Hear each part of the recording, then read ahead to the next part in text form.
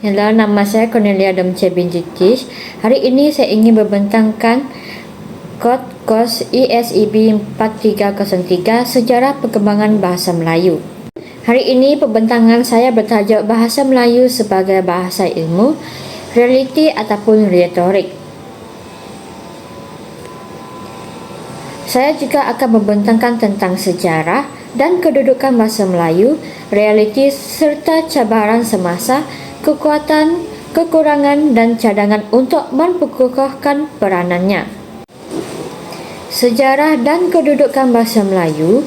Bahasa Melayu mempunyai akar sejarah yang kukuh sejak zaman Kesultanan Melaka yang menjadi lingua franca Nusantara, digunakan dalam pentadbiran, perdagangan dan karya ilmiah tradisional.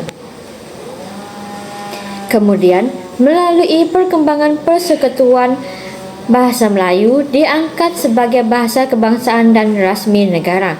Malah, Anugerah Akademik Bahasa Melayu turut diwujudkan untuk mengiktiraf karya ilmiah dalam bahasa ini.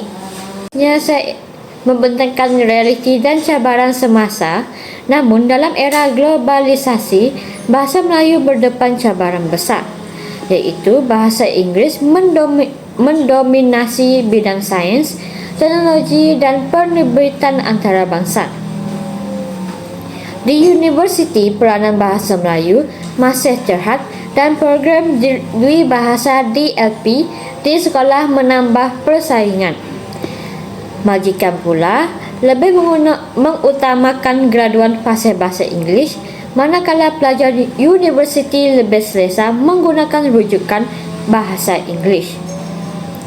Seterusnya, kekuatan bahasa Melayu. Walaupun begitu, bahasa Melayu tetap mempunyai kekuatan tersendiri. Ia digunakan secara meluas dalam komunikasi harian, sekolah dan universiti tempatan. Penerbitan ilmiah tempatan masih wujud dan ia menjadi simbol identiti bangsa serta kebangsaan. Seperti filem klasik seperti karya P. Ramlee juga memartabatkan bahasa Melayu sebagai seni dan budaya. Seterusnya, kekurangan dan ancaman. Namun, kita tidak boleh menafikan kelemahan dan ancaman yang wujud.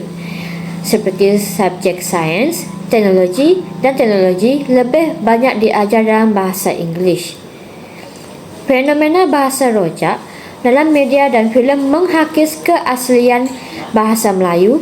Selain itu, penterjemahan karya kadangkala kurang diterima di peringkat antarabangsa. Generasi muda pula semakin terpengaruh dengan budaya luar. Seterusnya, cadangan memperkukuhkan peranan.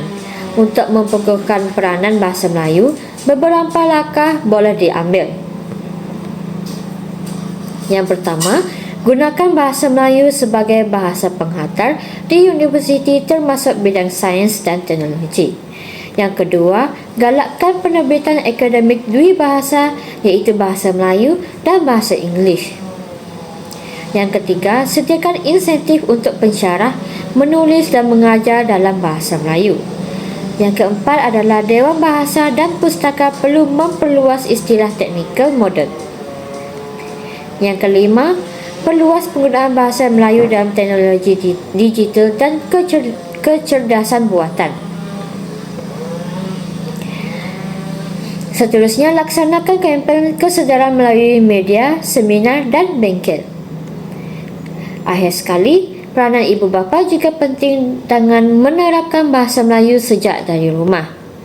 Akhir sekali, kesimpulan bahasa Melayu mempunyai akar sejarah yang kukuh sebagai bahasa ilmu, namun cabaran globalisasi dan dominasi bahasa Inggeris perlu ditangani dengan secara konkret. Semua pihak iaitu kerajaan, institusi, masyarakat dan ibu bapa mestilah berganding bahu. Bahasa Melayu bukan sekadar bahasa komunikasi, tetapi bahasa ilmu dan identiti bangsa. Dengan usaha bersama, kita dapat memastikan bahasa Melayu terus relevan dan bermartabat di peringkat nasional dan antarabangsa. Itu saja daripada saya. Sekian, terima kasih.